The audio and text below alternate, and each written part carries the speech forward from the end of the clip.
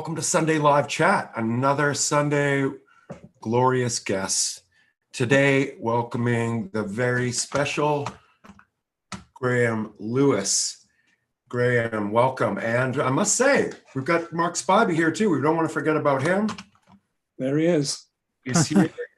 He's always fun to hang out with on these sort of like dual live chats, you might want to call them. Welcome, you guys. Graham, it's an honor to have you. Is it true that you're in Sweden right now? Yes, I've lived in Sweden since 1988. That's awesome. How does Sweden compare to, well, I guess compare isn't really the right word, but how does it feel compared to the UK as far as growing up there and settling? Well, I didn't do any growing up here. Well, maybe I did actually, come to think of it. Let me think. I hadn't intended to come here really. One of us. But I had a few hints that that woman Thatcher, who was born in the same place as I was, when she'd said there was no such thing as society, that sort of gave me a bit of a hint about perhaps getting the fuck out of the UK. Interesting. And I came to Sweden, I visited, and I met my wife, as it happens. But what I rather liked was that it was socialist and rather feminist as well. And I don't know. I think the societies seem to be more, what should you say, consequential. You know, they'd thought about the people. Yeah. That's exactly the reason I left the UK. I emigrated to Canada. Right. Just after that, 92. And I worked in the NHS. I was working in the NHS in the UK. And I was overwhelmed by that sense of this place is going in the wrong direction. Yeah. And like, I always quote the Thatcher. I always use the Thatcher quote about there's no such thing as society is the reason why I left the UK. Yeah. I mean, I came back after 8 years, but yeah. Well, it doesn't seem to have got any better in that way. No, it seems to be even less consequential. I know. I don't know. You know, in Sweden, it's, you know, the classic criticism, of course, is that taxes are high, but people pay tax and they get shit. Yeah. You know, that's the whole idea. And the idea that you can have an American system where nobody wants to pay tax and you get Scandinavian standards is the impossible two horses that the UK's been trying to ride, I think, for a very long time. It doesn't work. Yeah, I know. You've got to go one way or the other. Yeah. Either you go fuck the majority and the elite will survive, or you have to think otherwise. Yeah. You know? And I don't know if you saw it in the press, but there's something very funny a few days ago that last week they unveiled a sculpture of Thatcher in Grantham. And it's been attacked several times since. Really? Yeah. I was born there by That's right. By I don't know, not coincidence. I was born there because my father was in the Air Force, and my aunt Nell and Uncle Arthur lived very close to the RAF base, and they were the relatives to go to in times of this kind of activity. So I got born there. The only good thing I remember about it is that, like Newcastle, Grantham play in black and white stripes. That's it. But believe it or not, I go to see local non-league football. And one of the teams I go to see plays Grantham. They're in the same league as Grantham, so I've seen Grantham several times. And they're still in black and white. Yeah. Yeah. So with these moves and being in a more adequately comfortable place, there isn't as much indifference or political tension to create this wonderful music that comes out of it all. Do you find it could be a little bit too different or good to take away some of the creative tensions? I think I've been heard to say that on occasions, actually. But I think to go at it another way, I think, the Swedes have a word which is lagom, and this is basically what their philosophy is based around, which is not too much and not too little, which is why you get beautiful design and beautiful furniture. And I think also why you get beautiful pop music, you know what I mean? Whether you like it or not, the quality of the production is always exemplary in that way. But there's enough dirt to be found, There's been some pretty abrasive music made here. The thrash metal scene was extraordinary in the early 90s, You're tapping into your fashion design beginnings when you are able to see it through those perspectives of design integrity, Sweden being. I'm going to have to qualify your question there.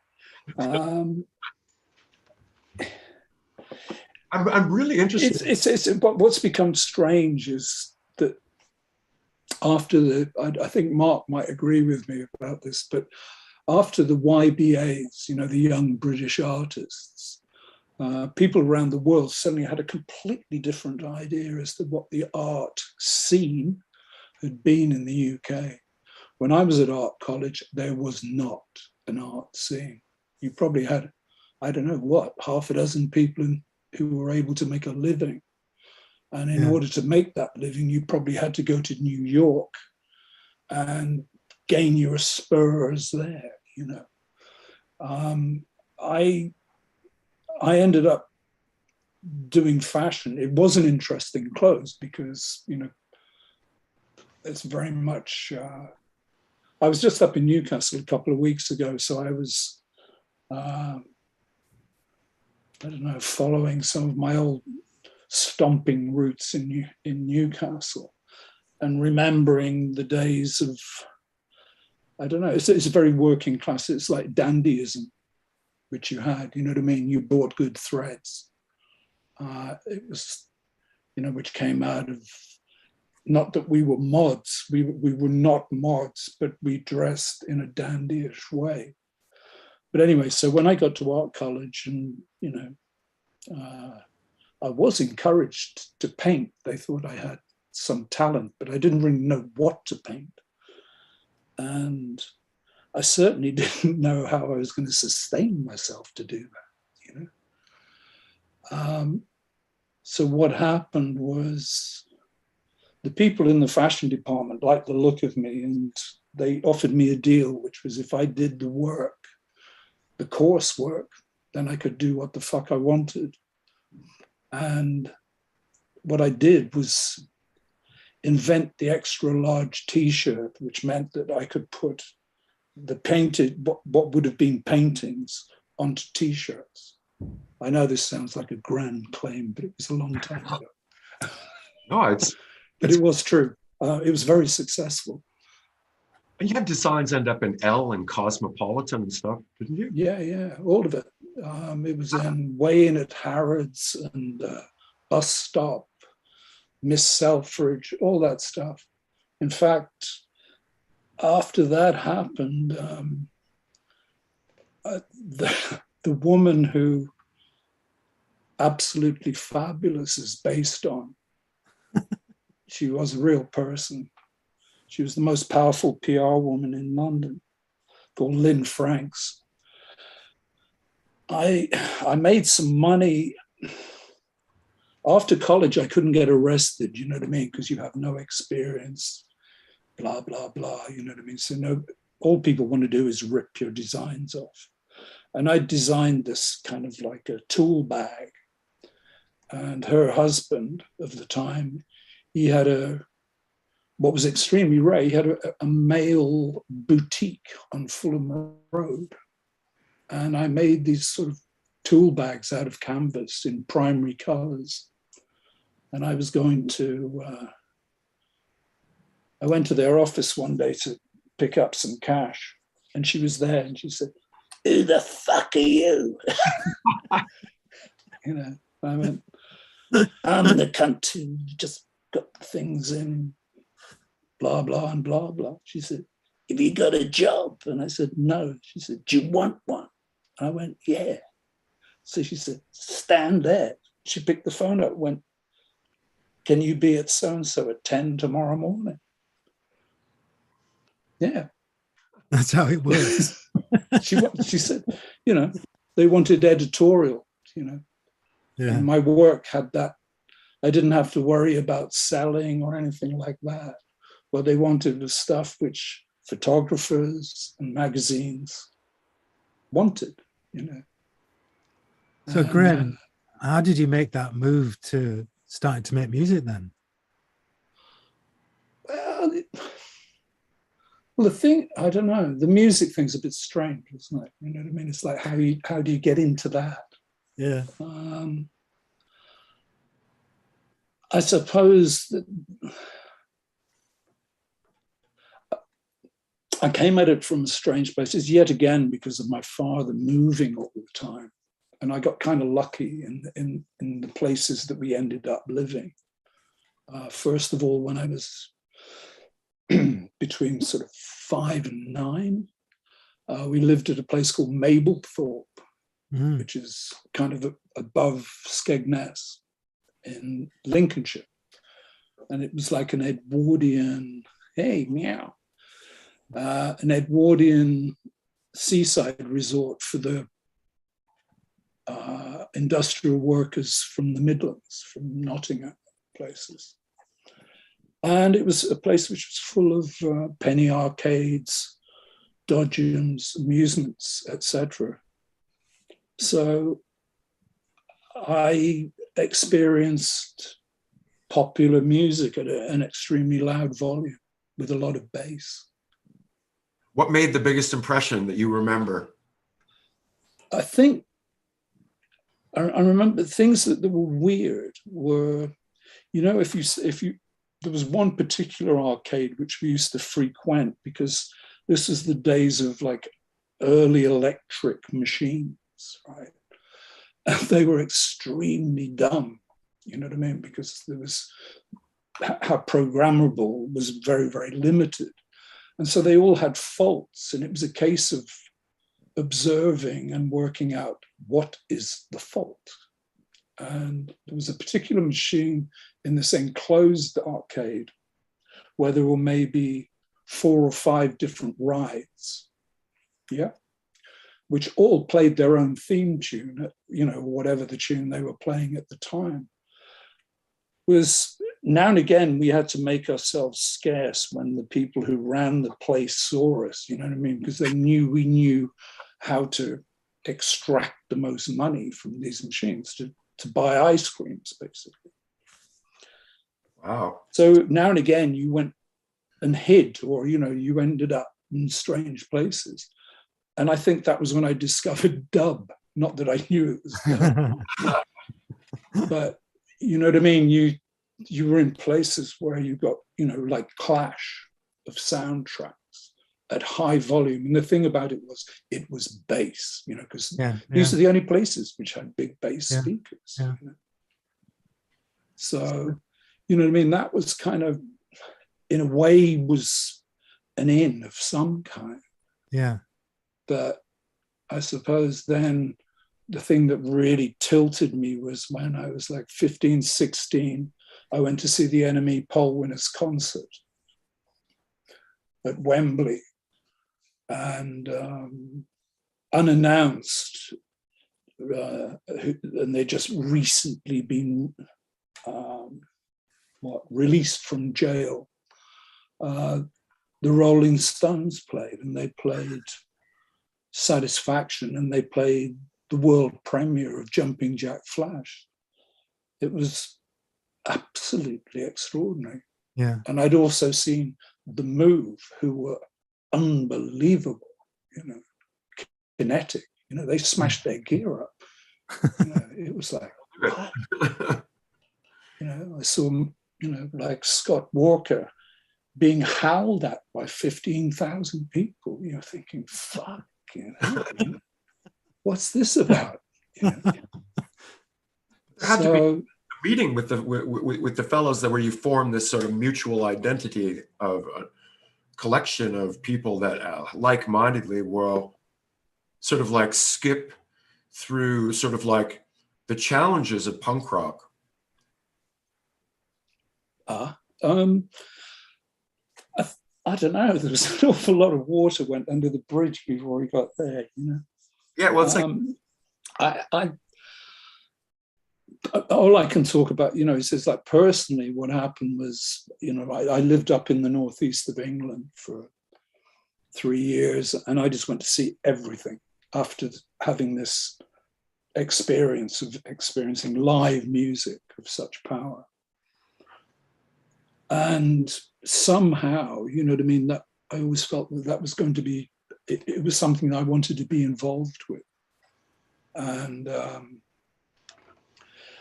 that feeling I don't know, I started to understand that I had specific tastes about things, whereas everybody else seemed to have a general idea about what they liked or something, like the guys at school were playing acoustic guitars and growing beards and learning to play Blackbird by the Beatles, or wanting to pretend that they were, I don't know, James Taylor or something like that. It was like, no, no.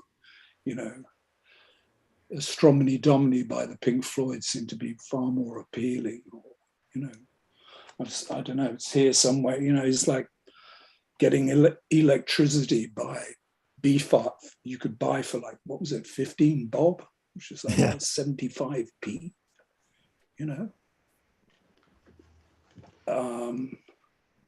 that's what started to happen. So anyway, I don't know, I managed to survive school and had applied to go to art college and got in at the Lanchester in Coventry, which I thought had the best arts festival. At the age of 19, I don't know how I made this assumption, but like they had the best groups as far as I could see, and they did other things, and that was wondrous. So I became a DJ there, So it was like you just wanted to be close to it. You know what I mean? How does this work? And it was like, hey, mister, I can carry that. So you get on the production crew, you get in for nothing. Coventry was, one of the major colleges on the university circuit. I saw absolutely wondrous things there, met people, talked to people, So you know what I mean? I'm sorry to answer your question in such a long way, but it's so important because, you know what I mean? It is that kind of journey that you make. Yeah. I was 19 and I DJ'd one night. The opening act was Marcel Marceau, considering the greatest mime. Yeah. Sorry, David Bowie. Followed by the Ken Campbell Roadshow. Oh, really? And Roland Kirk playing Blackness, which is his new record. Man. Your life changes. Yeah. My mind changed. Yeah. What a lineup. That's incredible, isn't it? It's insane, you know what I mean? But the guy who ran the festival was unbelievable, a guy called Ted Little.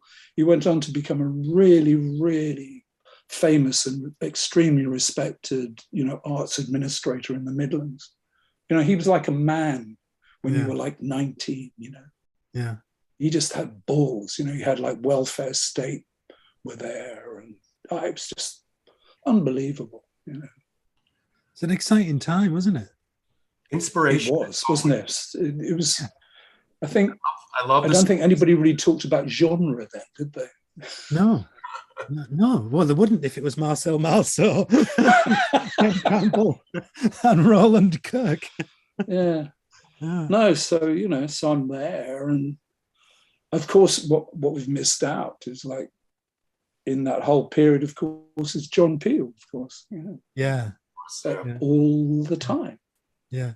You know? I mean, for us Brits, he was a kind of lifeline, wasn't he? He was certainly a lifeline for me. Completely. He got me through school, you know. Yeah. Well, I was lucky when between the age of 11 and 15, I lived in East Anglia because my father was working with fighters, planes. Transistor radio, you could pick up 4, 5 pirate radio stations. It was extraordinary. You know what I mean? It changed in that way. It really formed my attitude, I think, to music because it wasn't mediated. You didn't know what it was. All it was, it came out of the sky. You didn't know what it looked like. You know, my friend Dave Charlton and he was a goalkeeper, and I liked Jimmy Greaves. We used to play football. And I remember one day we were playing, and it's like what used to happen. It was like, what the fuck? You know, and it was like you heard Hendrix for the first time. Yeah. And we were just like going, again. You know? And it strikes me as quite incredible, really, considering now for younger people growing up, they've got so much access to so much different kind of material and culture that we didn't. I mean, I think I always consider myself a little bit odd because in a town like Redcar, which is where I grew up, which is where I am now, actually. Yeah. You know, access to culture was via what? The BBC and the ITV. Or radio. Joking. You know what I mean? It's rubbish, isn't it? You know what I mean? It was like now and again something weird would happen, but not then. Not then. You know, I don't know. It was like occasionally something. I don't know. By the time I got to around about, I don't know, what would it be? Sort of around about 1970, occasionally something would seep through. It felt like, you know, you'd have soft machine at the proms or something like that. Yeah. I remember, and it was a really important thing that happened to me was Omnibus, and they had this program, you know, and he just turned it. I just watched it always, whatever it was. I didn't understand. I didn't know what, you know, we didn't know what culture was really. And this guy was on. Yeah, I've got that record. Yeah. This guy was on. Yeah. And he talked about composing. I was just like, what? Yeah. You know, he's going, and the guy said, so how do you compose, Mr. Ligeti? He said, well, I have an idea. And then I go for a walk and I start my stopwatch, you know, through the mountains. Yeah. What a great. And then he said, it's finished. It's finished. And then I go home and I write it down. I mean, I don't know if folks tuning into this event know about Ligeti, but they should do. They should. But one of the things that anybody who hates Scott Walker should know about Ligeti because Scott Walker loved him. As did Bowie. I mean, Stanley Kubrick used a lot of his music, and Penderecki too. Yeah, and he didn't even ask permission, did he? Which was kind of what saved Ligeti, actually. Yeah. Because he was able to sue him and got paid really well. Oh wow! But we still one of my favorite pieces by him is the 100 Metronomes. Have you heard that? Yeah, that's one of the early pieces, isn't it? Yeah. It's fantastic. No, Bruce and I went to see a premiere of a piece at Royal Festival Hall. Absolutely stunning, beautiful string quartet, and it was absolutely stunning piece. And at the end, this figure jumped out of the first row crawled across the stage and proceeded to go and hug all the musicians. You can guess who it was. Yeah. He was in his 70s or something. You know, Yeah. he's just like, fuck. Yeah, I saw. He's so great because you know, he fell between the French and the Germans. Yeah. You know, and they all had their own sort of axis to grind, but he was still going, fuck you. No. You know. I saw the famous British string quartet, the Arditi Quartet. Yeah. Do Ligeti's string quartets. They were just unbelievable. I mean, there's one point they had radios and things, and they were in different parts of the auditorium. You know, one had a radio and one had a toy, you know. Yeah. It's incredible. Yeah. But it's like when I saw it when I was 17, I just listened to this guy and you just went, how? You know, how do you get to do that? I know. But the thing about it is it's one of those things that stays with you because you think, fuck, that's hilarious. You know what I mean? There must be a way of, how do you get to do what, you know, do something as crazy or as wonderful as that? Because it all had such a wonderful, absurd logic, you know what I mean? And I suppose at that time, I was as much in love with humor as music, you know what I mean? My heroes were like Peter Cook and Dudley Moore, whatever, you know. Yeah. I think that comes out in your work. I think it comes out in your lyrics, you know, I Surely. Yeah. Why I Bonnie lad? Why I man, you know. Have you ever stood on the ceiling, like, you know? Observe the tension grow. I'm interested what made you stroll towards making music and getting an instrument in your hand. And oh God, let me think. I'm gonna digress a little bit. I had a bass which was made for me by a coffin maker, who's somebody who was it was very important in my life. It's somebody who encouraged me to not to do what was expected of me, really. And I had this bass and it was really bad, but it came about because I saw a bass pickup, a Farfisia bass pickup in a record store in Jarrah. And I bought it and I said, look at that. And he said, that's for a bass guitar. And I was like, that's one of those with 4 strings. And he went, yeah. He said, I'll make you one, you know. Nice. And because, I don't know, I just, you know, as I said before, you know, about this amusement arcades and shit, you know what I mean? There's another cat going out of the corner here, of your corner. Mine? Your cat just went out the door. I haven't got a cat, mate.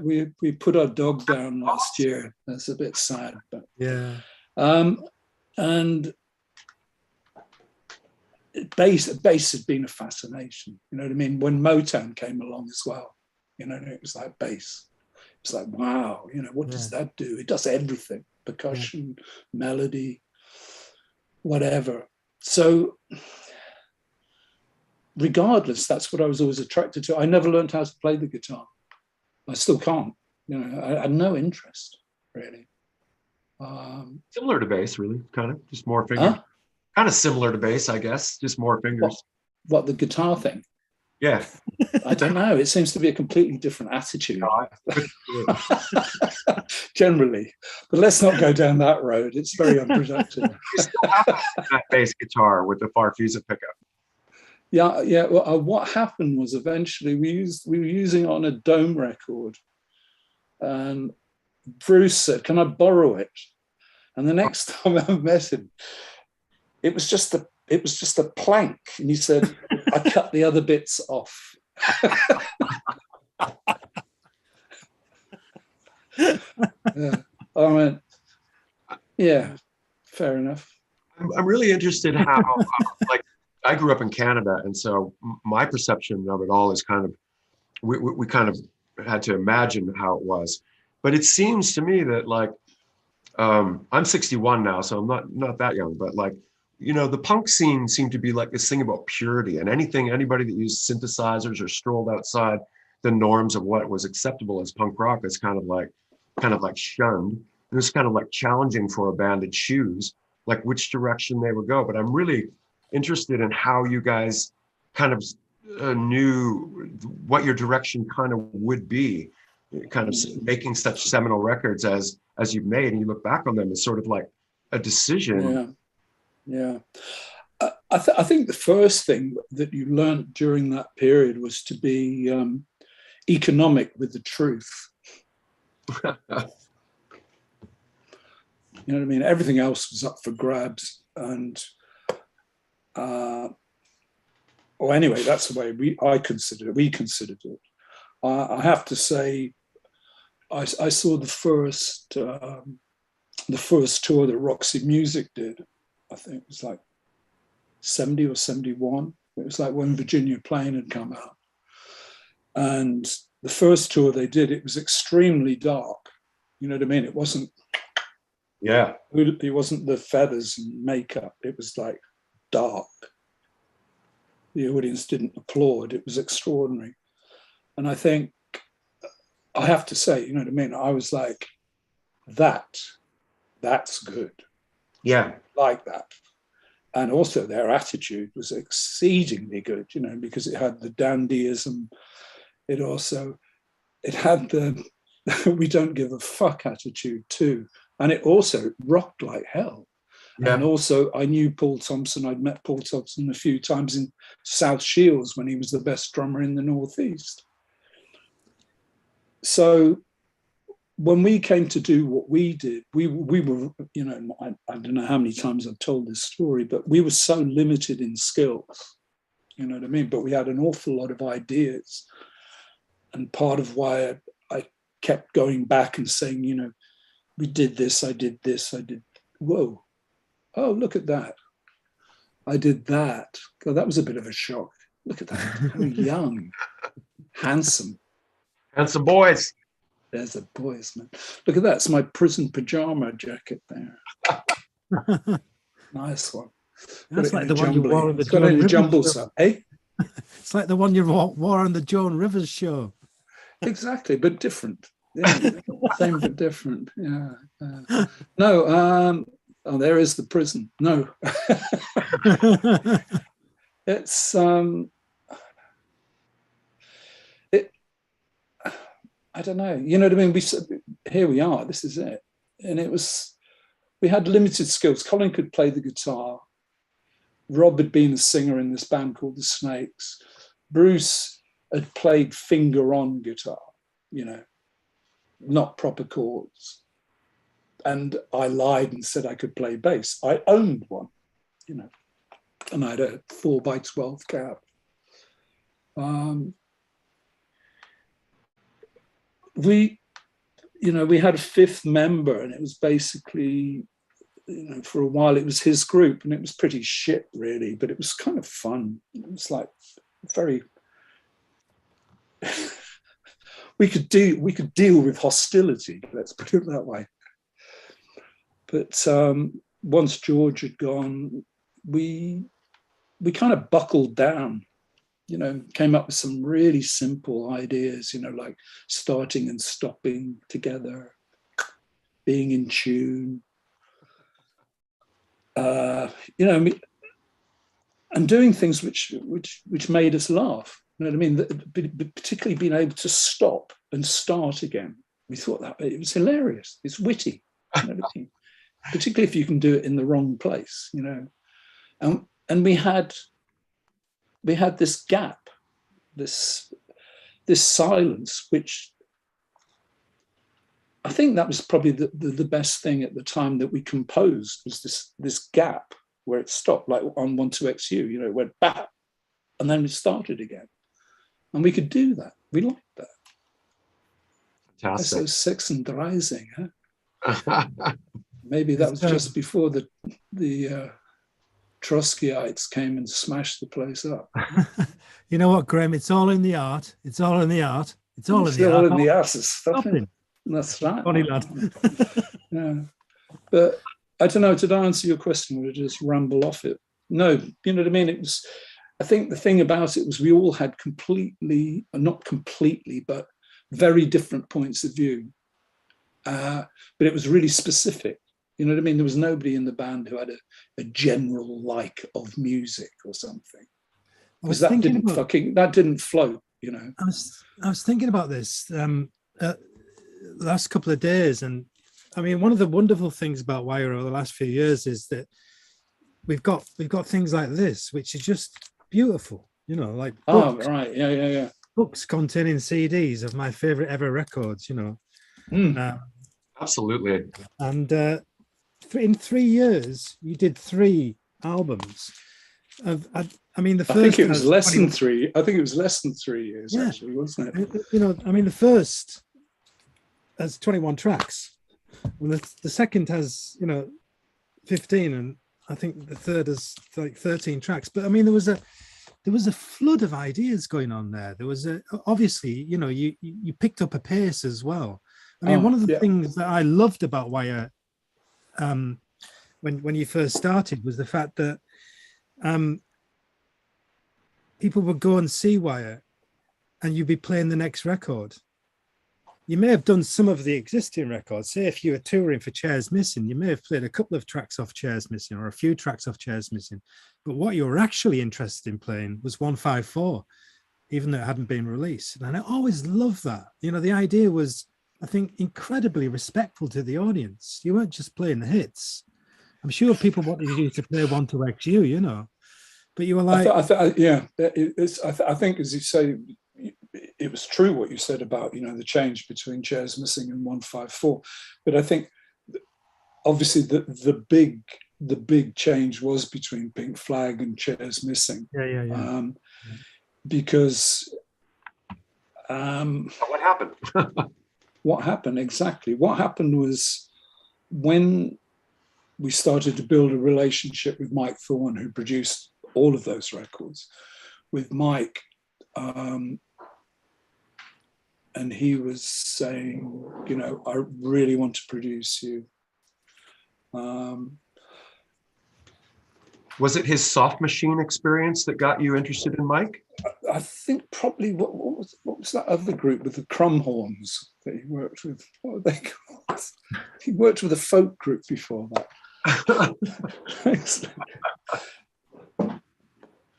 My wife just delivered me a coffee and a rum. So it's not nice. Anyway, what was I going to say? We're talking about Mike Thorne. Anyway, we got to the point where, you know what I mean, we'd gone through doing some demos and whatever. We got signed, and we were going to make a record. Not that we knew how you did that, really, but we didn't. But we'd already started making. What had happened to us was Practice Makes Perfect, French Film Blurred, I think, Marooned. All of these things appeared. And we were saying to Mike, no, fuck that stuff. I mean, look at this. And he's going, yes, it's wonderful. You know, I understand why you're so excited. But he said, look, it's insane. He said, you can put 21 tracks on a record. He said, I don't think anybody's ever done that. He said, and you can do that period, you know. And he said, then think about it. You've got the other things in the bag. You know, you're not going to have the second album problem because you're already down the road. You know what I mean? Yeah. We were down the road because Mike he'd brought MXR effects, which we'd got into, you know what I mean? The whole, and we'd got bored basically, as we always did, with what we were doing with the Pink Flag format, because in the Pink Flag format live, Colin sang, he didn't play guitar, you know, it was like a very simple drums, bass and guitar, voice. But so we went along with Mike's idea and went in and learned how to play while we made Pink Flag. But when we came out of the other end, we were like, so is that done? You know, and they haven't thrown us off the label. Okay, well, we're going to get on. So the natural thing, as you said, was we came out and we were playing, I don't know, I think the set was at least 60% new. Yeah. Yeah. And when Pink Flag came out, people were just like, what the fuck, you know? and the 1-2XU thing just became, well, we thought it was, you know what I mean? It had all sorts of, it was really funny because it really pissed people off. And the thing about it was before that, when we'd been doing things like Lowdown, and the punks were really pissed off, and because it was too slow. Yeah. And then the other songs, they were too short. And then we went, right, now we're not going to play the one that made you famous or whatever. And we just took it out. And people were going fucking crazy. We were like, good. So we've got your attention, I guess. You know what I mean? It's about...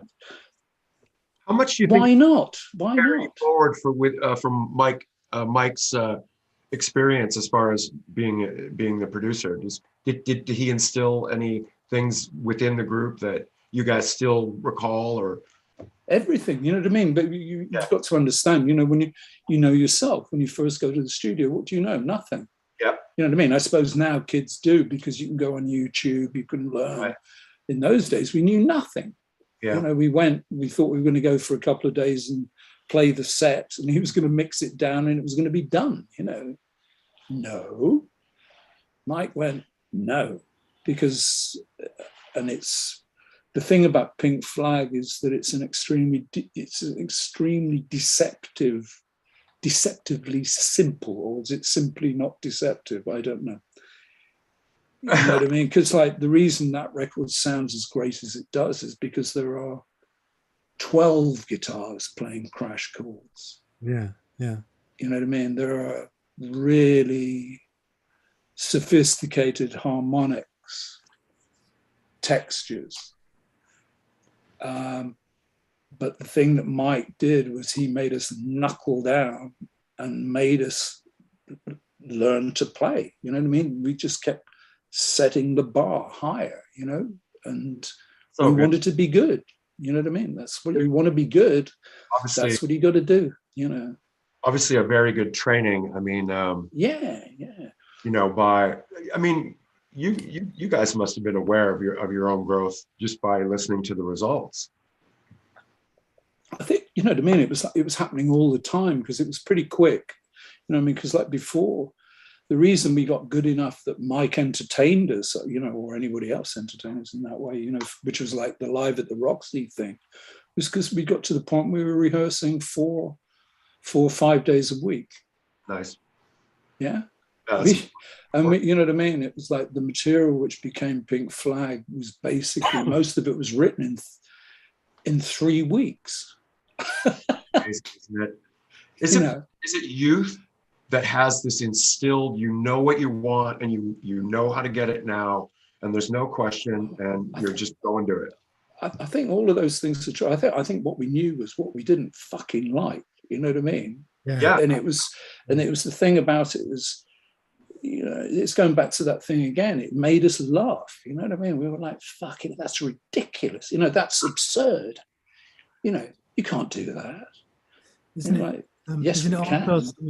And then when we took it out, and you know, I remember we sort of like played with the Jam a couple of times. And they were just like, what the fuck are you doing? We were like going, we don't know, we like it, you know? Isn't it also something to do with the nature of how the personalities interact? I mean, you were obviously 4 very different people. Yeah.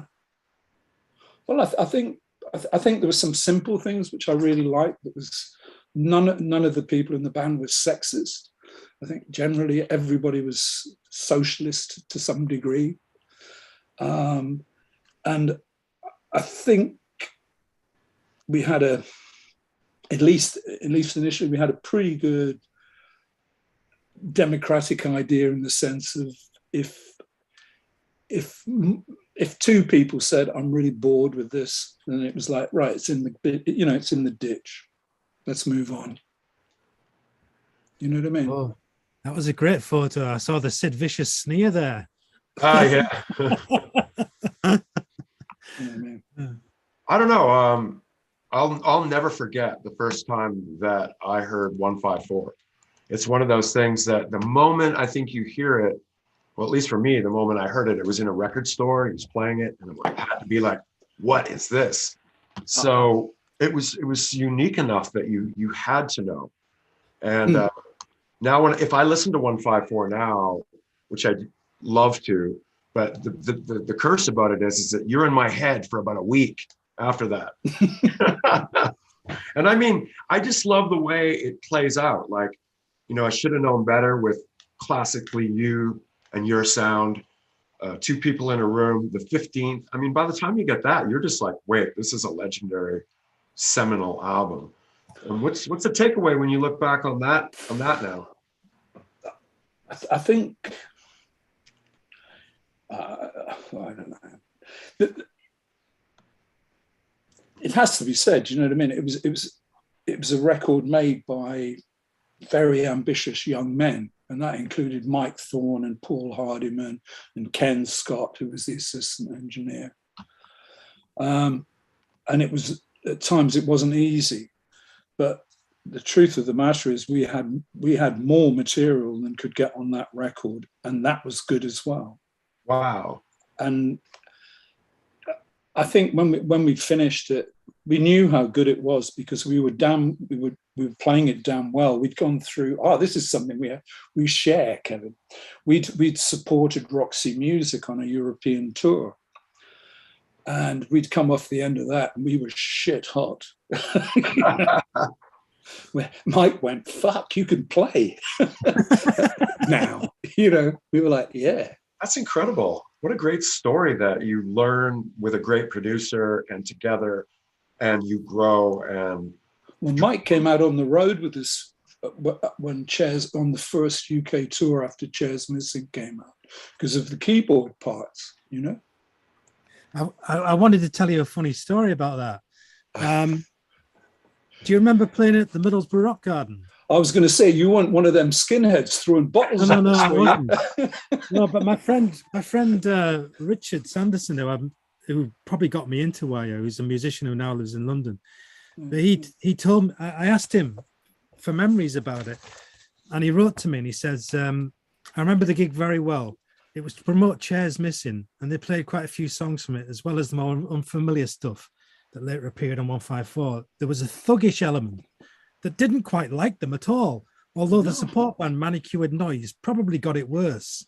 Oh yeah, it was right at the front, and it was really exciting.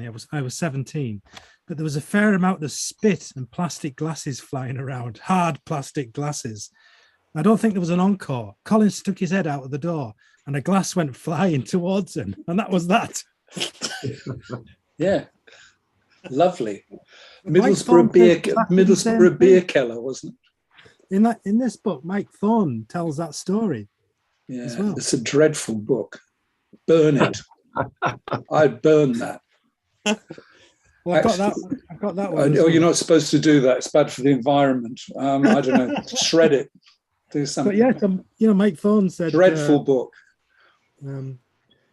Colin came to the mic and said, "We don't like being spat at," and the crowd stopped spitting in this rough part of Middlesbrough.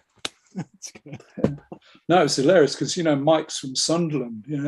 All right, I didn't know that. Yeah, so he and I were like admiring the sort of lime green skyline of Tees. It's not quite the same anymore, it's they've closed. Look at that. Yeah. You see the calligraphy on the inside that was done by one of my tutors when I was doing fashion at Hornsey, a guy called Brian Harris.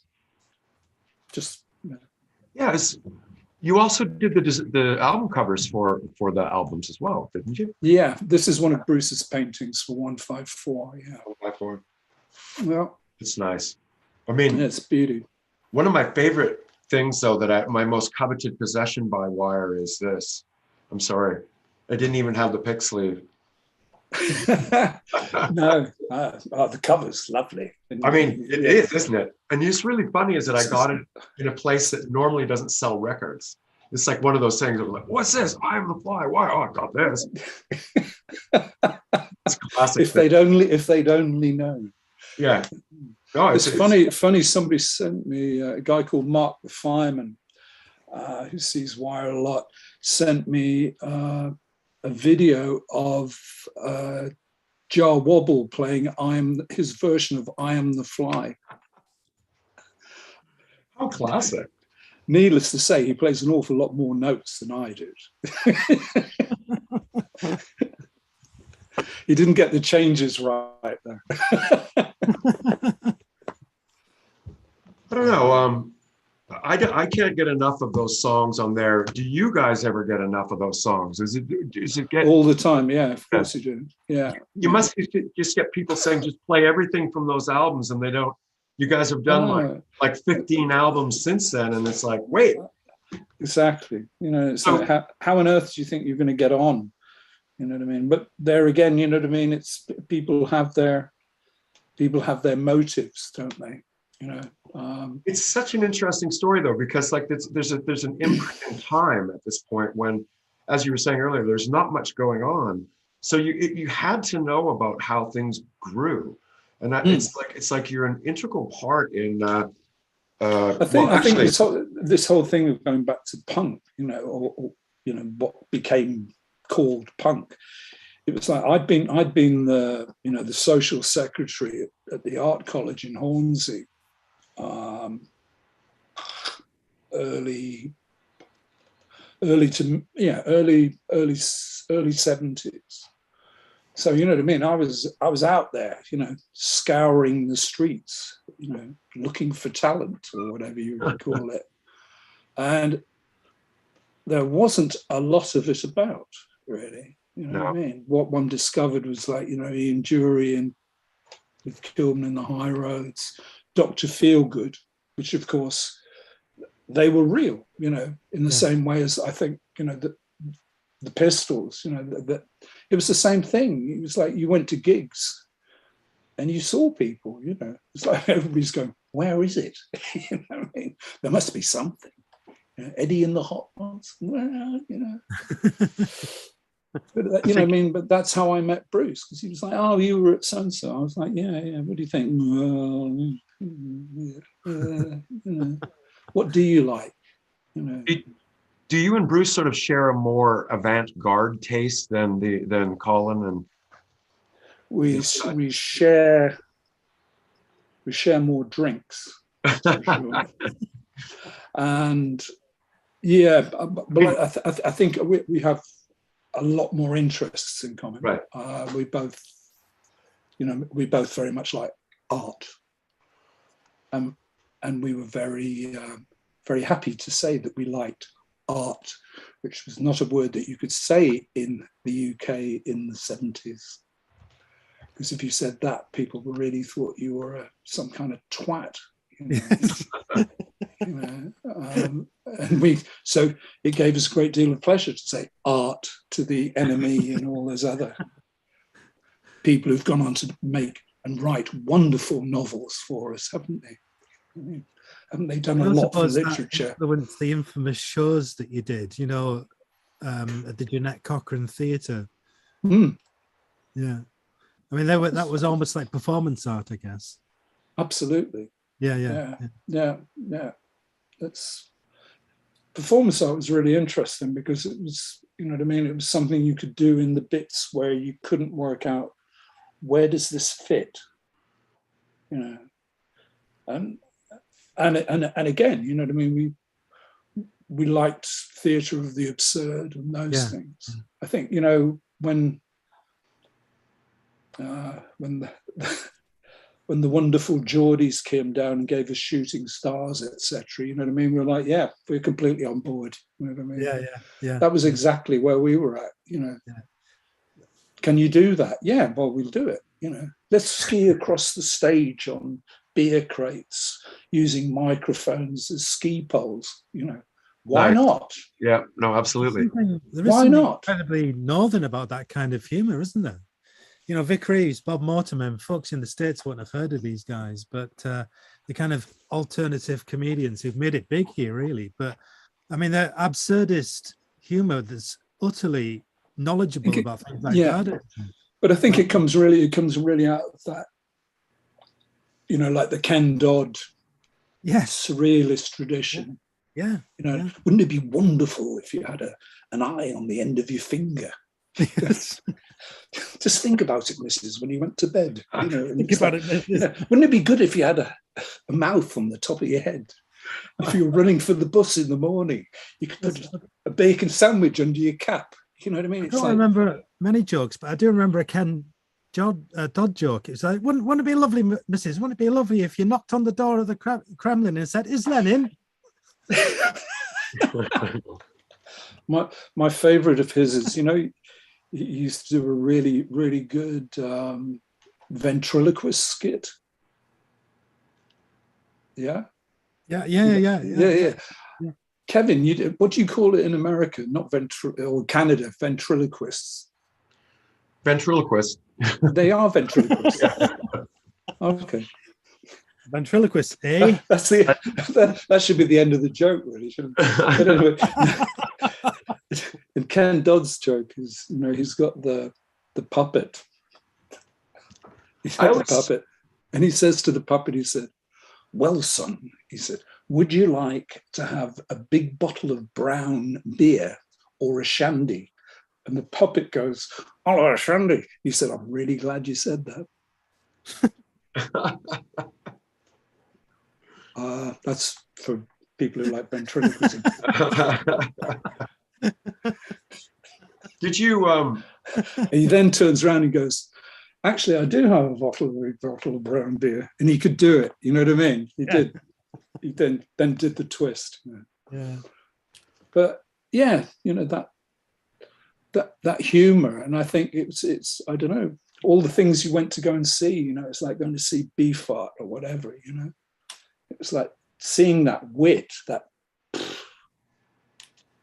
exactly walk in the line. You know what I mean? Sort of, I don't know. It was the same thing as going to see the Ramones. I don't think I just laughed my head off. You know, just like, I don't believe this. You know, this is fantastic. Yeah.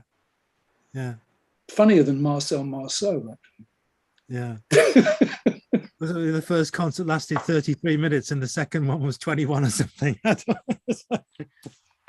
I like how you seemingly have scheduled some breaks here in your time with Wire to tackle the side projects. Yeah, it's true, isn't it? Kind of interesting.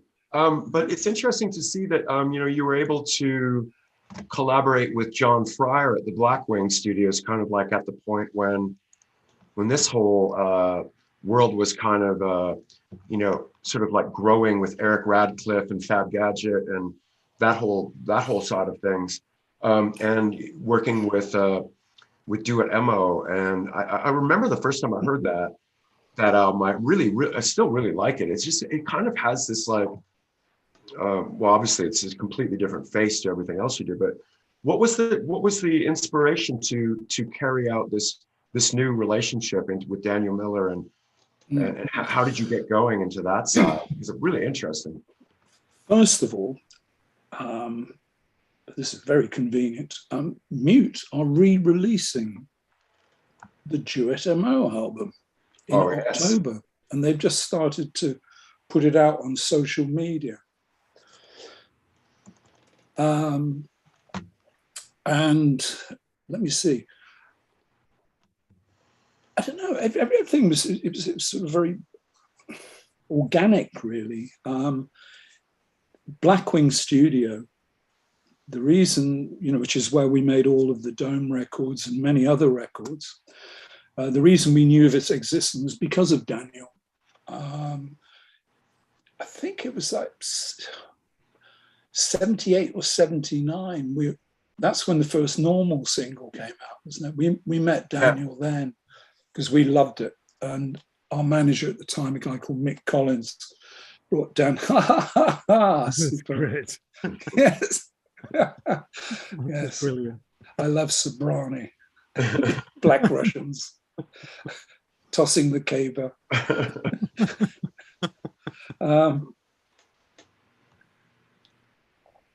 And it was, I don't know, we'd made 154, blah, blah, blah. We'd had this big dust up where we'd said to EMI, we've had enough, we're out of here.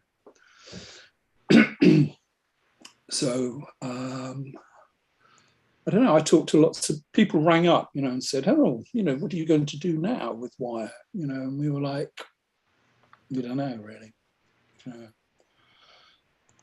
And Bruce and I, we'd been experimenting. We had a few toys at home, reel-to-reels and stuff, and we'd started messing around, with synths and whatever. And obviously, the Wire performances had veered off the central road or whatever. And one of the people I spoke to was Jeff. God, what's Jeff's second name? We're on Rough Trade. It'll come to me. Travis. And Travis, thank you. Yeah. And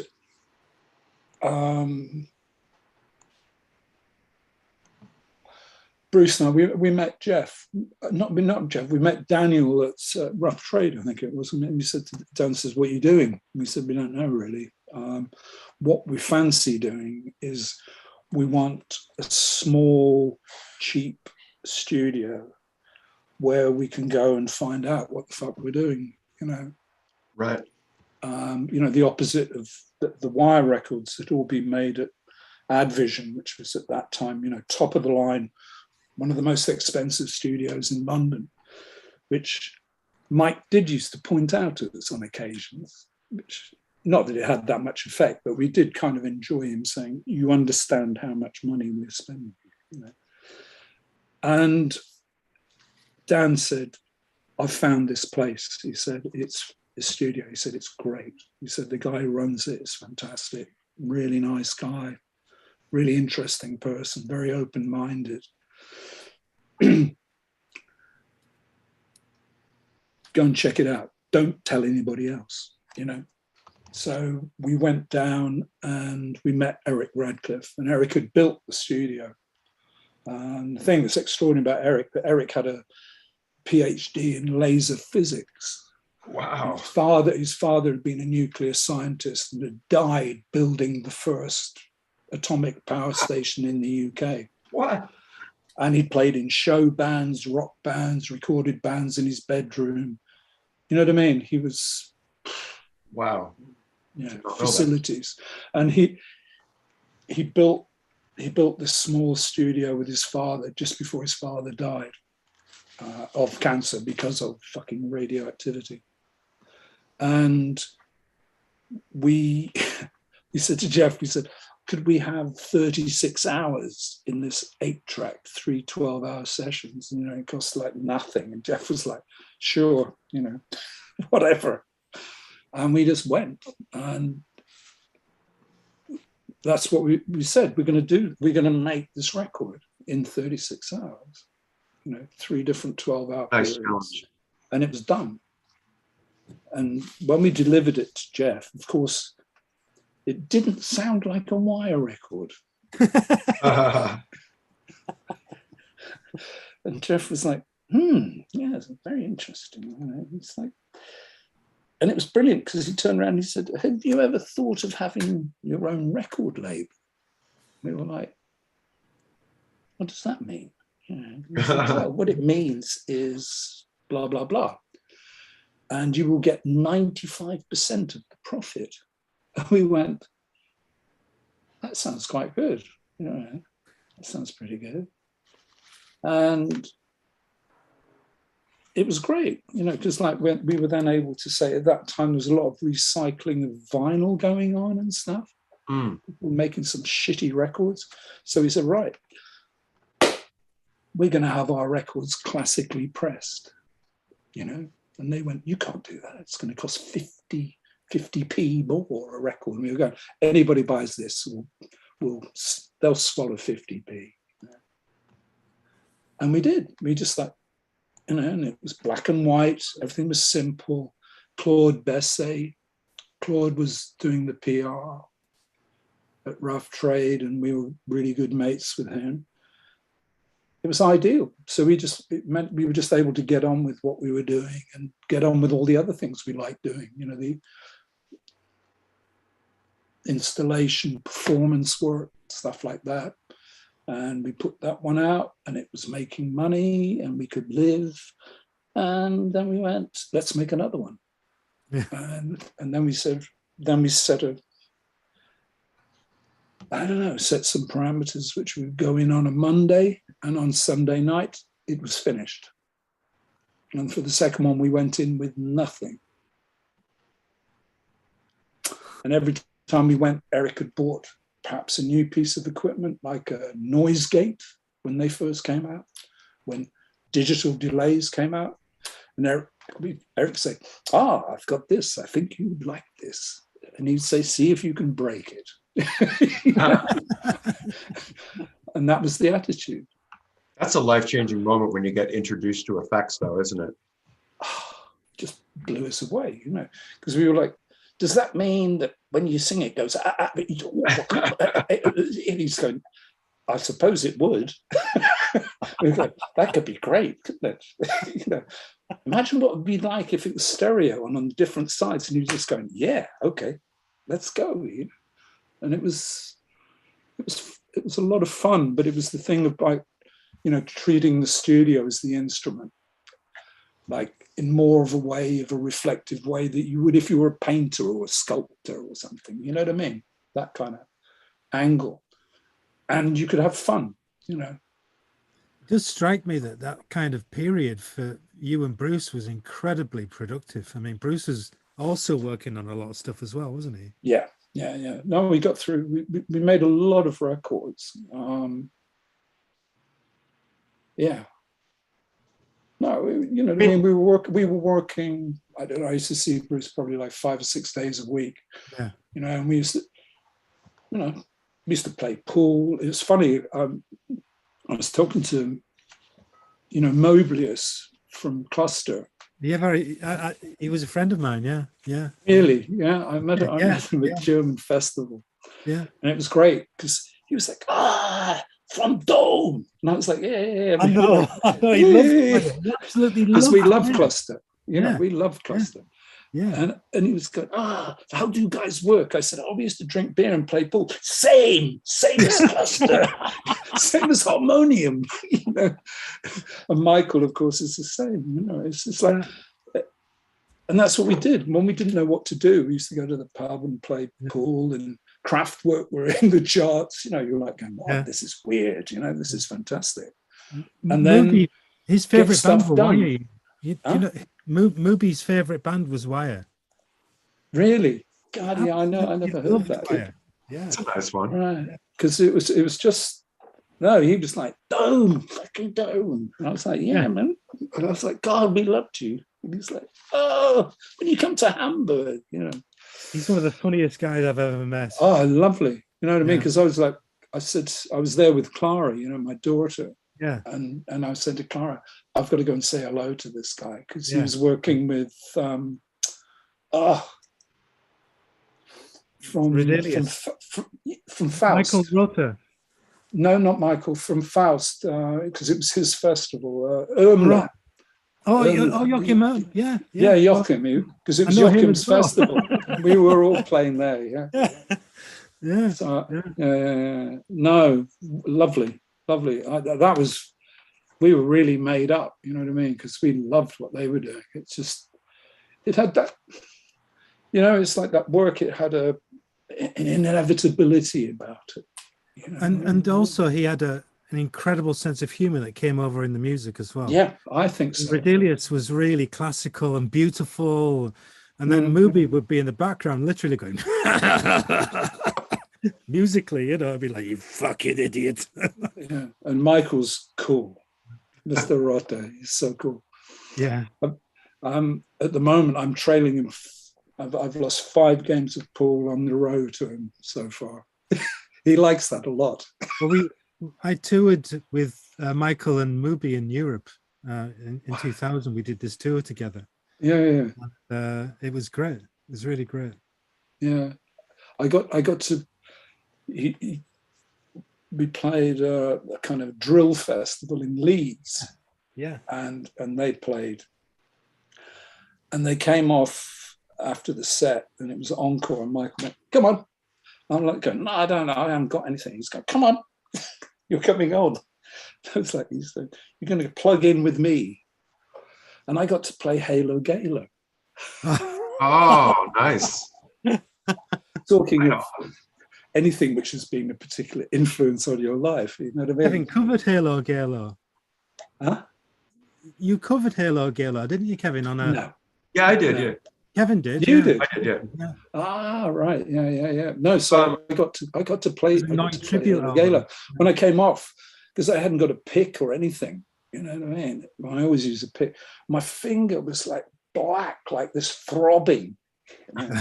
It's like, Is it? you know what I mean? And I heard that when I was 19, same period as this, you know, Roland Kirk, Ken Campbell, blah blah blah. Yeah.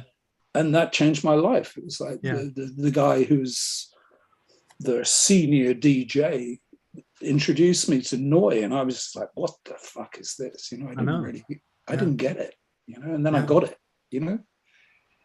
I love the fact that I think is it their second album, they ran out of time and money in the studio, and so they put some of the tracks backwards or sped them up or something. Yeah. It was just but Halo Galo is so important. It's really funny with I had it in the car on CD for 2 years. Oh, that's one of those. And Clara said to me, she said, hey, Papa, do you think we could have something else on? I was like, what? I was like, yeah, okay. What do you got? You know. It must be an interesting. It was perfect. It must be an interesting situation that you're releasing records on the same label as your daughter. I know. It's funny, isn't it? I just wanted to say it's so sad that Peter died, though. God, I know. Yeah. Terrible. He actually introduced me to Bruce. I got Bruce to come to Newcastle to do a show about. Yeah, I remember that. Did he come up? Was Russell come up with him then?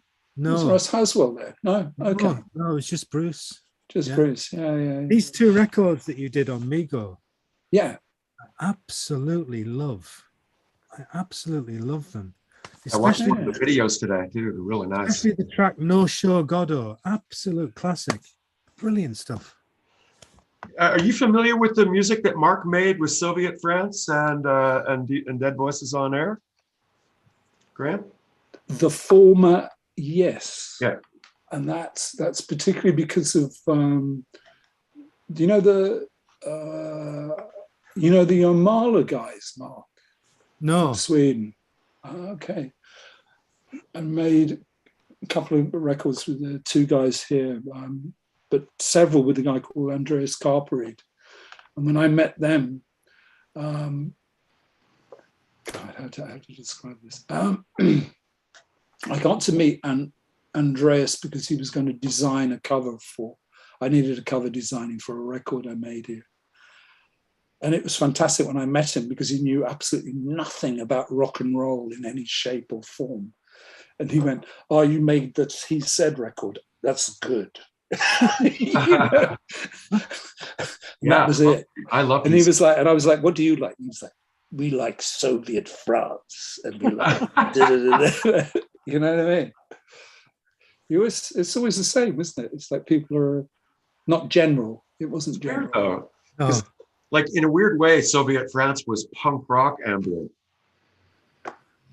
I think the thing about it is, and it's not something that should be spread about, but there's an awful lot of punk attitude around Asia. Yeah. It's many places. But How was it? It just became something you couldn't talk about in public. Yeah. I'm interested in how you felt about. It's true. How you felt about working with Brian Eno on He Said, Fall Into Your Arms. He's a difficult person. He's very difficult. So talented, but so difficult. No, what's the story? Bruce and I had come off the end of what we were doing, and Bruce had, I think he started to make The Shivering Man, I think. Bruce and Angela Conway, AC Marias, they were very interested in dance. And we'd met Michael Clark, the dancer choreographer. And when Michael had approached us about using 6 or 7 tracks from Pink Flag for the first commission he got as a choreographer. Excellent. And so we'd met Michael, and you know what I mean? It was one of those two with them. It just really knitted together. And I was sort of like, oh, what am I going to do? You know, and I had some bits and pieces. But what I did have is I had a series of, I'd been really obsessed with Color Xerox when it came out, Another Victim, and Polaroid, etc. And I'd made some pictures. And Anthea, who was then looking after Brian before she became his wife, she really liked my pictures. And she was saying, you know, what do you want to do? I said, I want to make this record. And she said, you know, they had Opal, the publishing company. So basically, they kind of financed the beginning of the project. It was like when the whole Opal thing expanded, but I didn't really fit in with it, really, I suppose, you know, what I was doing compared to Laraji and all the other cats. So anyway, so I'm making this record, and I'd always really liked the way Brian played guitar. You know, I think he's really interesting. You know, I really liked that. We really liked the rock records he made. You know, they were fantastic pieces of work. And so I said to Anthea, do you think Brian would come? And she said, absolutely. Yeah, of course he will. You know. And so one day, sure enough, he turned up, and we'd made like 3 guitar setups, you know, for him. And Brian walked in with the carrier bag. And it's like, it's my keyboard arrived. And we go, no.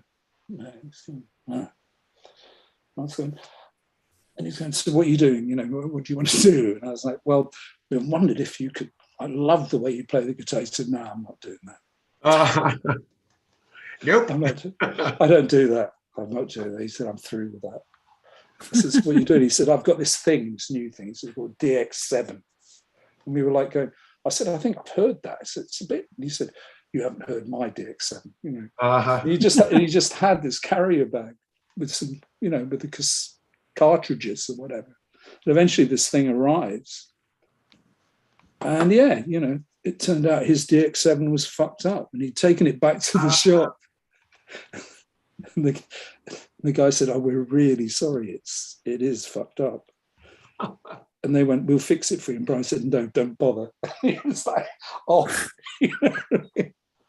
And it made it, you know what I mean?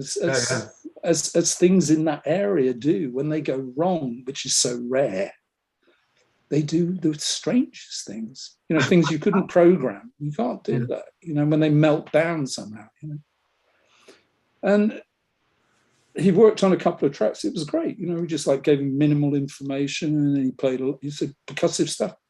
You know, a couple of passes on the track. There's something weird with this track. There's something weird. What's wrong with this track? You know, what weird? You know, what is it? I said, there's 2 bars in the middle which I didn't take out, where the song turns around. You know, when you do that, we liked it. He said, I like that too. Good, right? And he just went blah blah blah. I think I had an apple, and he had a couple of cups of coffee, and off he went. Done. And somewhere there's a couple of tracks, probably the oxides falling off the tape. But yeah. Was it good to be able to have that time to experiment and do all these great things, to be able to come back and write, like, you know, another seminal album, The Ideal Copy, when you guys decide it's time to get back together? I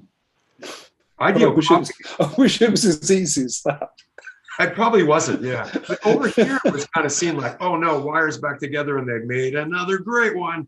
And I actually, at that time, I really expected you guys to like just take off. Really, you know, it's not like you haven't in the world of integrity and artistic sort of inspiration down to everybody, every artist, including what Big Black, Minutemen, Sonic Youth, Minor Threat, REM, The Cure, Guided by Voices, My Bloody Valentine, Fisher Spooner, The Smiths, Ladytron, Low, and Helmet have all cited you as inspiration.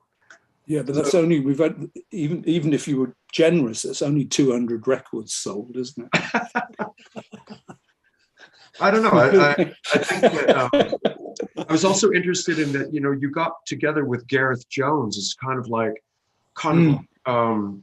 you know, did you go to Berlin to record the audio copy in that case? Yeah, Hansa. In Hansa. We made Snake Drill first in London with Daniel and Gareth.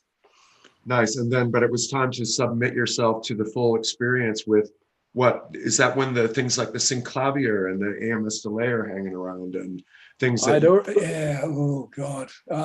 I'd already come across the synclavier with Daniel. You had already. Yeah. The 4 people to move it and several tons of coal to throw on the boiler. I mean, Ahead is just another one of those. Actually, Dome 4 has got synclavier because Vince Clarke had one before Dan, and he lent it to he us. Loaned you one, and that he wouldn't let it out of his sight.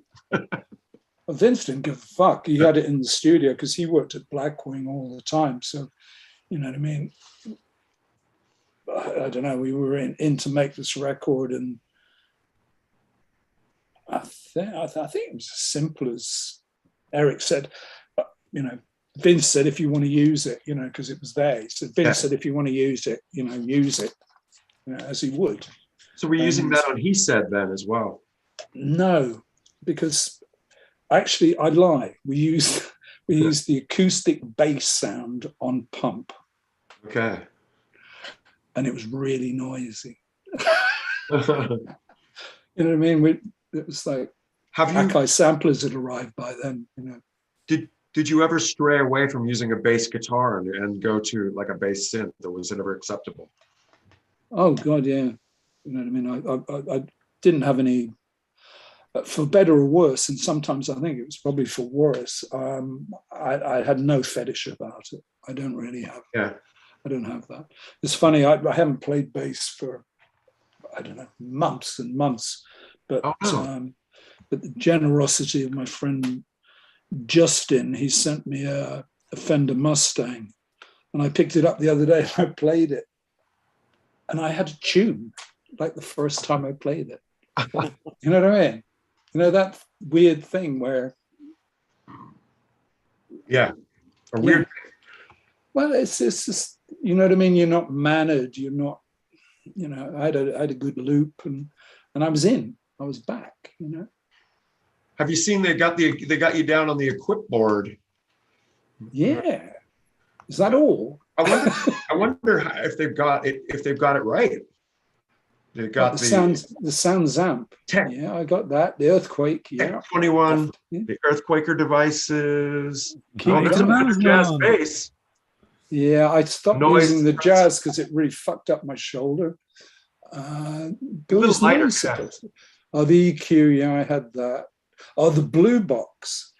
The Blue Box is basically the sound of touching display on 154. Ah, there you go, Max. Folks. There's a secret Max. For you. I think there we go. The Maleko Bassmaster. Has been the heart of my rig for a very long time. Seriously. Wow. Yeah. Our buddy Josh from Yeah, I know. Come on, man. And Paul. Hey, dude. Josh and Paul, yeah. Yeah. And then the MXR flanger. That was the first effect I ever had. The originals are so great. That's the sound. MXR, yeah. That's the sound of I Am the Fly. That's the sound of Reuters, Pink Flag, yeah, all of those things. You still have it? I had it rack mounted in the 80s, so it's in the attic. Yeah, well, whoa, you went past the bass micro there. Hey, that. Electro-harmonics-based microsynth. Yeah, I bought one at the time, and then I had to buy another one. And as always, the sliders will snap off. Those are hard to find. They're pricey now too. Yeah, well, I had that rack mounted as well in the 80s when, you know what I mean, when you could fly with gear and nobody, you can't anymore. Fuzz War. God, I don't know. You know what I mean? Fuzz War. It's. I love it. I know engineers who've hated me for it. It does produce frequencies which are rather hard to handle. The rail bass, is this? I had two. It got stolen. Is this what you were playing on here?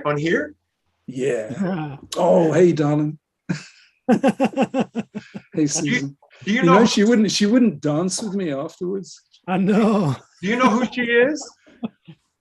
He was kind of like the famous, Well, she made. You see, the thing about it was, I don't know. It was more than a misunderstanding because she just didn't come and introduce herself before the show, so we didn't know who she was.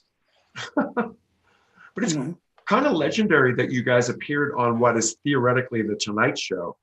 It was, wasn't it? Yeah, it is. It is quite. I can't think of another. Well, it's kind of like Pill on American Bandstand. It was like this unusual thing. The thing about it, the thing that's extraordinary about it, or I don't know. We had a few difficulties with them, or they had difficulties with us, as the case may be. I don't know. But we did run throughs with them, and originally we were asked we could do two pieces. We could do a head, which was doing rather well at the time, but they said, "Could you edit it for us?" And we went. And Brian Grant, who was our manager at the time, Brian said, "Come on, guys." And we went, "Yeah, okay, then we can do that. But we're going to do drill as the second piece." And perfect. Of course, that meant that we did the run through with a head, and they were like, everyone upstairs is really happy with that. That's great. Okay, guys, can you do that again? And so we did it again. They went, "Man, that's a 10. The guys upstairs say that's a 10. You guys are right on it." And we were like, "Cool." And they go, "Right, so what's next?" And we said, "Drill." And they went, "Right, okay, you go do that." And so we played drill. And they were like going, "Wow, everyone's really excited." And they said, "Can you do it again?" And we went, "Sure." And so we played it again. And then there was total confusion. The guy on the floor was like going, "Yeah, you're right, Rudge. Yeah. They're saying upstairs it wasn't the same as the first time we played it." I said, "That's correct." Saying it's not the same as the first time we played it. Could I ask you, why is that? I said, "Because it's always different." Why is this? Perfect answer. Why is that? And he was like, "Because we don't know what's going to happen." And then they went, "Okay, that's great. Thank you very much." And then the production assistant came down and said, "Unfortunately, there isn't enough time for you to play 2 songs in the show." And we went, "Oh, really?" They said, "No." "So what are you going to play?" We said, "Drill." So classic, man. What a great story. Are you playing guitar there, and Bruce is playing bass? No. The thing that's funny, which kind of adds to the creativity of the situation, is our sound engineer came down and he said, he's been in the control room. He said, "They're going to really try and fuck you up." He said, "They're putting delays on things, which I haven't asked for." And we're saying, "How's it going?" He said, "Sounds great." I feel like good. And of course, in the confusion where they'd gone, blah, blah, blah, now you can fuck off, we'd finished the number, and when we were doing at the end of the song, we were on 11, of course, and nobody reset their pedals. So when we walked on and started playing, it was like, Jesus Christ, we're on 11 to start off with. What do you do then? Absolutely classic. Stay cool. You know what's funny is that and there was nothing, you know what I mean? And they were as much responsible for the, you know, it was a situation which produced. Isn't she gorgeous? I'm gathering. Are you referring to Robert? Our agricultural correspondent. That was so funny. What's your memories of this? Was it fun, or was it kind of silly? It was really serious. It was, you know, it was like seriously funny. Yeah. You know what I mean? It was like, you think you're going to fuck us over? Well, you've got another thing coming. She was damn rude. Really? Suzanne Summers rude? Yeah, because she didn't come and say hello to us. She went to see Mel Brooks, who was appearing the next week or something. Mel Brooks. But she didn't come and say hello. Yeah. You know, it's just like it was not on. Yeah. You know what I mean? Absolutely. Would you do that? No. Of course not. Never. Hello there, guys. It was like, I think wasn't no, that but what was funny, it was like then, you know what I mean, we sort of like got in the limos and went downtown for the gig, and when we arrived at the gig, it was like slammed, you know what I mean? It was like rammed. Everybody was out on the streets and everybody was cheering. Everybody absolutely loved it. And the girl who'd suggested us for the show, who was the production assistant, she came into the dressing and she went, "I got fired." And everybody's like, "Yes." And 2 weeks later, she got reinstated and the blonde lady got the sack. Oh.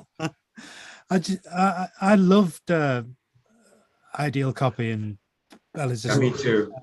Yeah. I can't, you know, I like Ahead. I mean, it's kind of like, to me, like you know, it won't leave my head for like 2 weeks if I hear it. And so, you know, there's always a song or two on each album that, or more on 154. If I hear it, it's just, that's it. It's just my jukebox is like first thing as soon as I wake up. Well, it's you know what I mean. We liked, Colin and I really liked pop. You know what I mean? We did like pop. Yeah. And Daniel always used to say, "Please, just one hit." So when you guys were writing the songs and you were coming up with the whole feel of the music, as soon as he would open his mouth, or in this case with your lyrics, would you be like, "Oh God, here we go, it's another hit"? Yeah, quite a lot. I mean, it must have been exciting to hear somebody just all of a sudden sing something that just works so well. It was really, yeah, there was some really special moments. You know what I mean? Yeah, absolutely. I'm surprised Kidney Bingos wasn't a hit single, you know. Exactly. Yeah. I mean, it's so poppy. Yeah. It's slightly perhaps a bit too, but perhaps a bit too political as well. You know what I mean? Because that's really Thatcher. You know? Yeah. I wanted to tell you my Ahead story. It's not, you're probably aware of this, but I was watching a film, a movie, Carlos the Jackal. Yeah. And it has great music in it all the way through. And they're, you know, flying out of Mogadishu or somewhere, I don't know. And you know, they've just kind of Libya or something, and they've just pulled off, Carlos has just pulled off a kind of, you know, coup. And it just blasts into Ahead by Wire. Yeah. It's fucking brilliant. You know, I kind of thought like at the time that when you guys did this gig with Depeche Mode, you know, this was kind of like the 101 show that they did, and you guys were on this bill. And it's like, at that time, it was like something that people could see, oh, wow, this type of music is exploding. And it like exploded to a huge degree for Depeche Mode. I don't think it ever unexploded. But as kind of thinking like that Wire deserves also the same type of explosion. And so I'm a backer. I think Wire, you guys are legendary. It's seminal, and I don't think we've got the stamina. I don't think we've got the stamina for that. You know what I mean? Well, maybe you know what I mean? It was like that was a phenomenal event, and I think it really took the guys by surprise. You know what I mean? I think it was one of those of being strapped to the nose of an Atlas rocket, wasn't it? Really, what happened to them? Really damn hard, I think. It's a shame about Fletch dying. It's just like a week ago or 2 weeks ago. Yeah. Fuck. Just so. Yeah. I mean, it's really weird now that it's like people in my age group, our age group, people. We're in our 60s, aren't we? All of us are starting to. Some people are dying, and it's like starting to be like, okay, here we are. We're at that point in life. So. I know. Well, we got past 27 quite a long time ago. Some of us. So, what's left then? I mean, what's great is that Wire continues. I mean, I guess will Bruce ever come back, or is that something that basically is just no? No, I doubt it. I think he's probably burnt his guitars by now. I don't think he's touched the guitar. He hates guitars. He's always hated them. It's not relevant. In that way with Wyatt, I think the thing which is going on is, there is a documentary being made by Graham Duff and Malcolm Boyle. Protest that. And one hopes for that, because they're both people who have had stand-up and serious stand-up comedian and serious acting and writing roles, you know what I mean? So they get it. They know what it's about. So we shall see. But no, I don't. Is there a schedule? You know what I mean? I think when Peter Rayburn, again, when Peter instigated the making of the Dome box set, it was after that, you know what I mean? We had some offers, from some serious places now, like museum kind of places, would you guys like to come and do something now? As Bruce said, it's not very often when you get to finish something which is perfect. And that's that. You know what I mean? You don't get that opportunity to go, bam. Is Graham Duff's documentary scheduled to come out at some time, or is that still work in progress? I have to say Malcolm's name should be if not more important, because he's doing an awful lot of the editing. Yeah. The schedule's completely kind of got screwed, of course, because of what's happened in the last few years and the COVID thing. Malcolm was there filming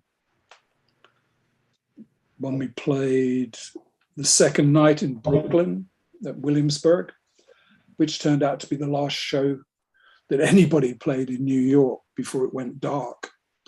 And we managed to get a flight out.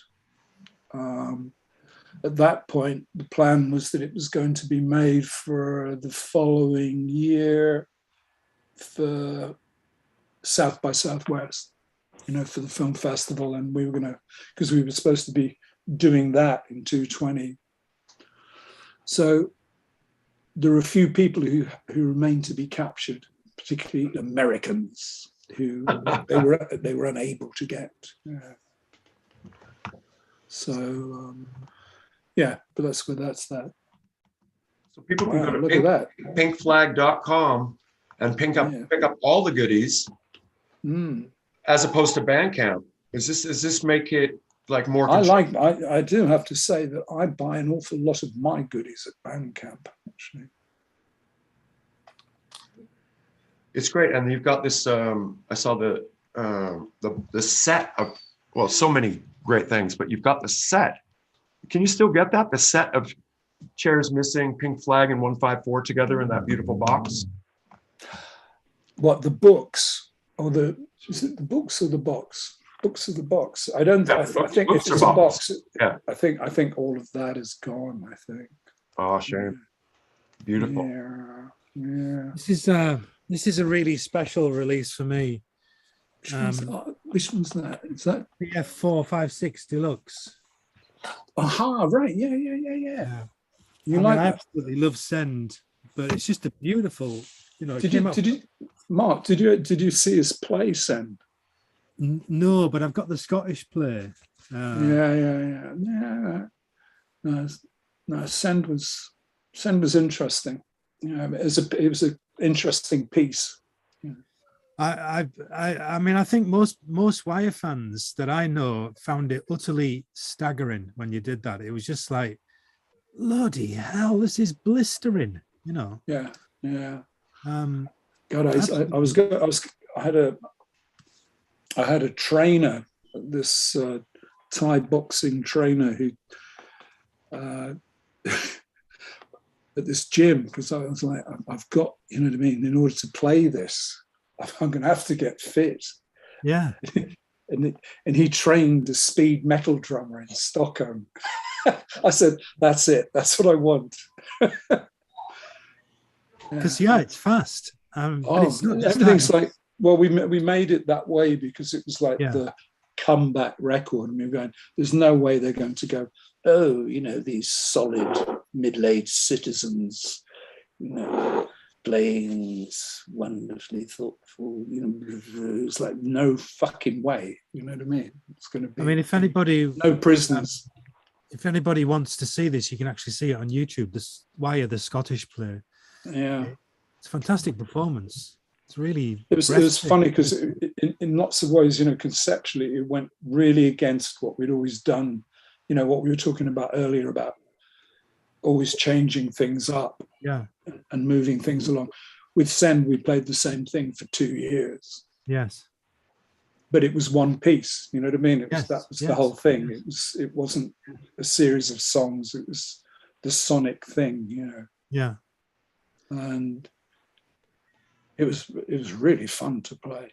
Yeah, particularly when as I said, I got really fit. So, you know what I mean? You could give it, really give it hell.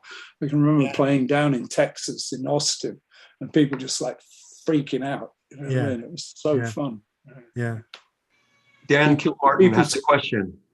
Why is Ibtaba so overlooked? Why is that whole era so overlooked? Because it's a bit of a strange record, isn't it? I think. I suppose I shouldn't say this. It's not a dog's dinner, but it's an odd one. It's an odd one. It's a bit of it was an experiment. Oh, look, there's another cat. Oh, this cat's vocal today. She wants to track. She's like, I want to lay down some vocal. Right. But yeah,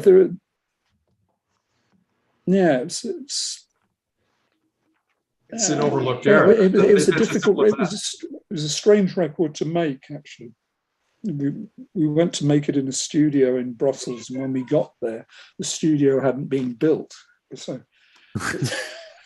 there's a certain amount of ingenuity was called for, which included they hadn't even laid concrete on the floor in the live room. Yeah. Graham, you mentioned that 30 years ago, the master musicians of Jojoka basically left you, burned an impression on you. And is it still something that you feel is an everlasting impression? Absolutely. I love North African. I love, a lot of African music. So I wasn't going to say all African music, but I really like North African music. I love it. And I was in Morocco two Christmases ago, before COVID, out at What are the performances that you put together with Cupol? It was only one. It was one show. Was it this one? Yeah, this is so beautiful. It's a visual score which was devised by Russell Mills. Yeah. And the black shadow, you can see everything that's hanging up on the grid came out of this black box. And the figure who was hovering over this black box was this young Japanese artist who Russell had met, who spoke very, very little English, a guy called Shinro Otaki. And Shinro was the constructor of this piece. And Shinro, of course, then went on to work with, I don't know, Mr. I. He's had I think he's the only living Japanese artist who's had a retrospective at the Museum of Modern Art in Tokyo, blah, blah, blah. Russell chose him well. He's a great guy. So interesting. He had a fantastic group called 19, who I think all the later crazier Japanese bands that we like, 19 were like, you know, one of the earliest groups. So interesting. And Yeah. you also have worked with Russell on, I guess, a few things, not just this. Yeah. Well, Russell and I we were neighbors for a few years as well, actually. So interesting. Yeah. So we're almost approaching the end of our chat here. I just wanted to say, you know, I'm so thankful for you joining us today and filling us in. What's new? What do you work? Where are things at? Where's it going? I know. Well, before we came on air, Mark said I should take out some records or something. So the next thing I'm going to do, next Sunday, I've been asked to perform at a show being given by, do you know Leif Elgren? Name's familiar. Familiar. Yeah. Thoroughly recommend an album by him called Talking to a Dead Queen. It's a great record on Fireworks. Sounds like a great Records. title. Great title. Yeah. It's fantastic. It's a drone record with a fantastic. Yeah, so I'm doing that next Sunday. In terms of music, I've almost finished. I don't know whether, I think it might be a He Said record. It's almost finished. But, oh, nice. But we got a guy I'm working with, Max Lawrence. Max got some new monitors for the studio. They're built by this blind Finnish acoustic engineer. And once we made one track on it. And then after that, we thought, we're going to have to remix everything, you know. It sounds good, but like now we know it can sound better. So, but that's almost finished. But I don't know, the last 2 years, I've just been painting. I've been painting a lot. Oh, nice. Yeah, so paint. Are you going to have a show of any kind, or where people can see your works? I believe that's what you're supposed to do. Yep. So, yeah. So I should do. You know what I mean? That's the next thing, really, to sort of do something about that. But I think I've got enough work which I'm happy with to at least show it and, you know, see if it's possible. Let me think. What else is going on? You guys had We're supposed to be doing the second Fitted album. I don't know if you know Fitted. Do you know Fitted? Right. Yeah, check that's it with Mike Watt. With Mr. Watt, with Sailor Watt. Minuteman Mike. He's another great guy as well. He is he not? Yeah. Absolutely. Another Wire fan as well. There's more Fitted then. Well, he's a big fan of Pink Flag. I don't know how much further Mike would go. We were both. Both he and I were on the Haw tribute album. And, right. Yeah. I absolutely love love the version he did of the 15th. Yeah. God, it's haunting. He's absolutely brilliant, because there are so few people that you can, what's fantastic. He's like a great witness, because there are things, things that I say, Mike, and he goes, blah, blah, boom. And you go, right, good. Yeah. So that's sorted out. You know what I mean? Because he remembers everything. Another project I really like that is, I don't even know how you pronounce it. You. Fantastic. Now you're talking. I absolutely love that. Yeah. What a drummer. Where did you find that drummer? She's wonderful. Oh, God. Valentina Margoletti. Yeah. Valentina's, ubiquitous is a bad word to use, I think. She's tremendous. She's a great, absolutely great drummer. And she's also a lawyer, actually, as well. Oh, that's handy. That's very handy. For her. Yeah. In fact, Matt has got a new project with her. And do you know Sarah Register? She was in Talk Normal. Talk Normal. Yeah, she's a fantastic mastering engineer. Yeah, no, the it was great. It was incredible experience, actually. It's one of those. It's so fluid and so kind of improvised. It's got a real sort of yeah. It's funny because, like, Thighpaul Sandra, Tim played keyboards with wire on a couple of tours, and so we talked with Matthew as well, and we thought we've got to make something, and Tim said, come to my studio.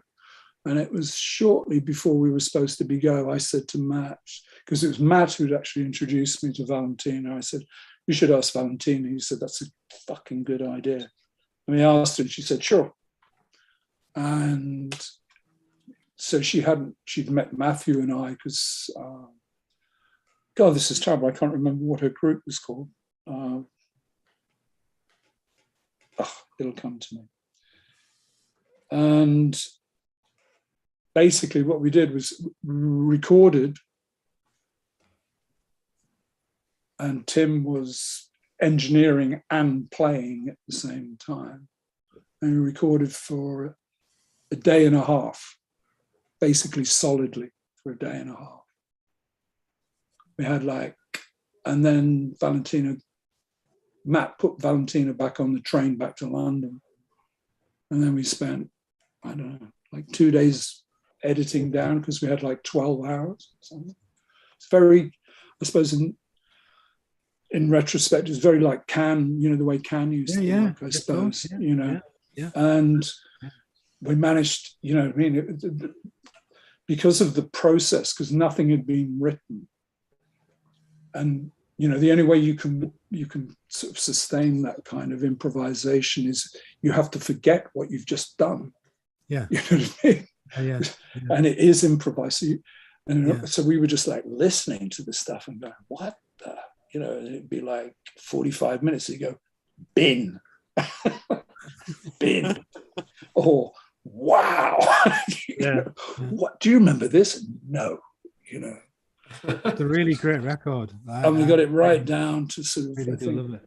We got it down to 3 or 4 hours. And then Tim went in and started, then we really got on it and started editing it, moving it around, overdubbing at distance and stuff. I love it. I think it's I don't know. I'm really proud of it. I think it's such a fantastic piece of work. It's a great record, yeah. It's a really great record. Yeah, and it was, It was to work it was a way none of us had worked specifically like that before, And that is pronounced how? You? I think you did 5 there. I think it was 5. Wasn't it? Or I think in Sweden that might be a normal sound. I don't know. We were all getting excited about if we'd ever made a second album. Of course, it'd have to be you 22222. That could have caused some trouble, couldn't it? Be very careful with that. Be careful now. And had a mutual. Well, you remember the guys had a few problems there before. Yeah. So it looks like you guys had a wire tour planned for during the COVID period, 2020 to March 2021. Is there a schedule for you guys to go out touring again soon? Not at the moment. Not yet. Not as good. No, it's everything. You know what I mean? It's like getting on a flight to go to the UK or getting out of the UK or whatever at the moment is questionable. Yeah. Questionable. Yeah. You know what I mean? It's just like the whole thing of. I don't know, you know what I mean? I've spoken to people who are, organizing like large tours, I think, can manage because you can put people in a bubble. But, you know what I mean? You just need one person to get sick and the whole thing's, the wheel comes off and everything's in the ditch. You can't do that. We don't have anybody supporting us. So, no, not at the moment. It doesn't make sense. It was such a shame when what happened when it happened, because that's when it happens. We'd really, we'd done a lot of the hard work, and the band was flying, and it was a really good set. In that way, it was such a good mix of new, ancient, and I don't know. Yeah. Remade. Well, let's keep our fingers crossed that the world returns to somewhat normal so that can happen. You know what I mean? I think that's, I don't know. It was terrible today. So I'd heard someone talking about American politics, and they were talking about, and then maybe if Trump decides to run in 24, it's a nightmare over here. It's a nightmare over here. We have to we have to tune a lot of that out because there's such a separation between right and left now that there's a deep right and there's a deep left now where there didn't used to be. So it's horrible. I hate it. I don't know how Mark's feeling, but you know what I mean. I have to say I was mightily depressed by the stupidity of the Brexit thing. Sorry, listeners, but that's what I think.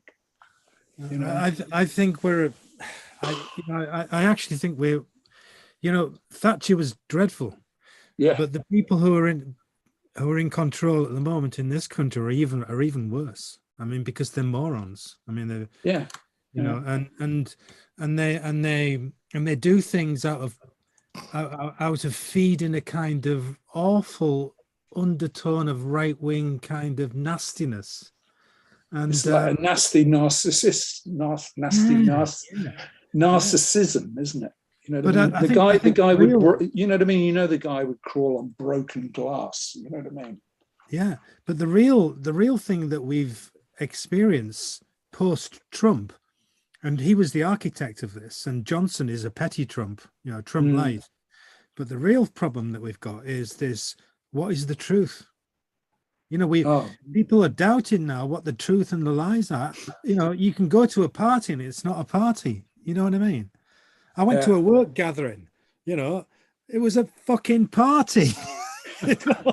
People were vomiting, people were having carnal relations in the corridors, people were sick. It was a party. You were turning up with suitcases full of booze. That's called a party. No, it wasn't a party. I know. It's just the insanity of it. I heard one of these right-wing guys, sort of puts, it doesn't matter what it was, but it was like, put something to him.